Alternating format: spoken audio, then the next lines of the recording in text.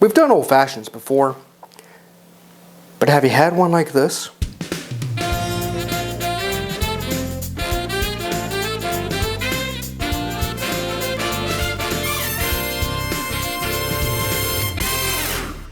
Welcome back.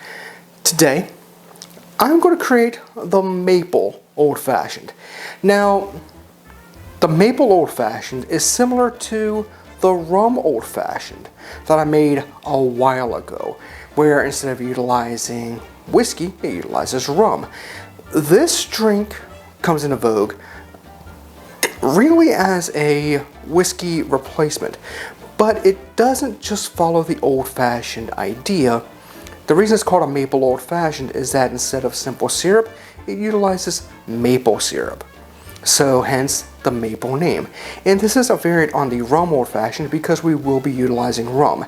Exactly which one do you want to utilize? It's completely up to you. Do you want something that has a little bit more hogo or funk? In which case you might want to reach for the Jamaican stuff. Want something similar to whiskey?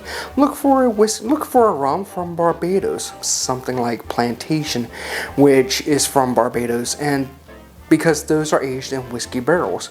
Or if you want something that will just knock you loopy, go for Navy Strength. So why not? Haven't done something that's high proof in a while.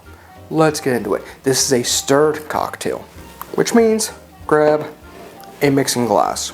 Into this mixing glass, I'm going to take Angostura Bitters, and I'm going to go with 3 dashes of Angostura Bitters. The reason I went with 3 is the dash start that you see here, which by the way, if you want to use any of the barware I use on my show, check below to a link to kit.co.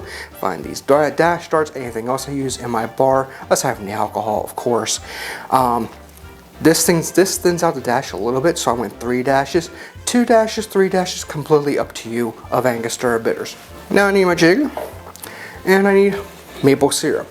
I need a 1/2 ounce of maple syrup. In theory, you could mix this in a glass, but this is supposed to be stirred over ice and then served up in a coupe. So some would say it's not an old fashioned. It is an old fashioned because it's similar to the whiskey old fashioned in that it's bitters, a sweetener, and alcohol. Nothing else. It's just the difference here is it's going to be served up neat in a Nick and Nora compared to, say, being served on a rocks glass on a big rock of ice. Okay? Now for the rum. Exactly what am I going to use? Well, I'm going to choose Smith & Cross.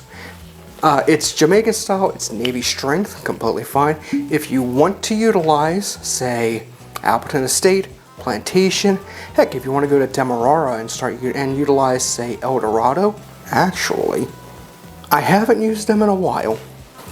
So instead I'm going to bring to the party El Dorado 8-year. This is from Guyana, so it is a Demerara style rum. So 2 ounces of aged rum. The actual descriptor that people would use would be a dark rum. That's a bit of a misnomer. Dark rum means nothing because it could be simulated age. So for example, I have Gosling's right here. This Gosling's Dark Bermuda.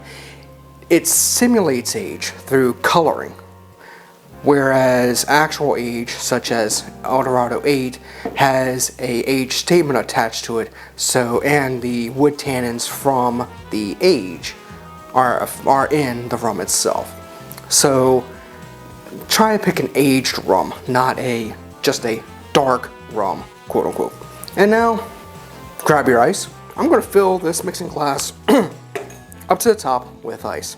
How many cubes is that? I don't know, because I really want to get a nice chill, a nice dilution. Bar spoon down, give this a stir. How long do you stir for this one? Get it cold. There we go. Grab a Nick and Nora.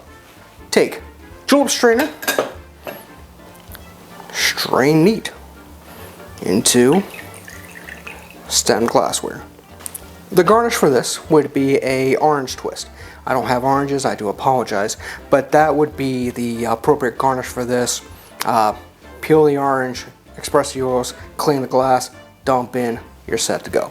This is a maple old fashioned. Cheers.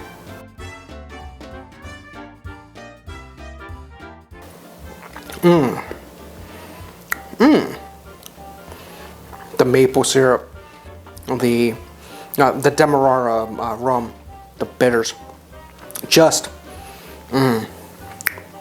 it's sweet. This is a sweet cocktail in my opinion. But you get the flavors of the herbal notes from the Angostura, the sweetness from the maple syrup, the character that the aged Demerara rum brings. Using a Jamaican style like Appleton's Signature, Appleton 8, Plantation 5, or Smith & Cross would probably end up with a slightly different flavor profile, to which I'm not going to go into because, newsflash, I do multiple tapings in a day and I don't feel like getting myself plastered. So, but this is tasty. I mean, it's a nice cocktail. It's, as I said, it's sweet.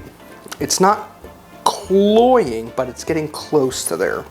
So, if you have a sweet tooth, you might like this. If you're one that's like, I want to hold it back a little bit, then I might swap it from Demerara to Jamaican style, just to add a little bit less of a sweet note compared to Demerara rum.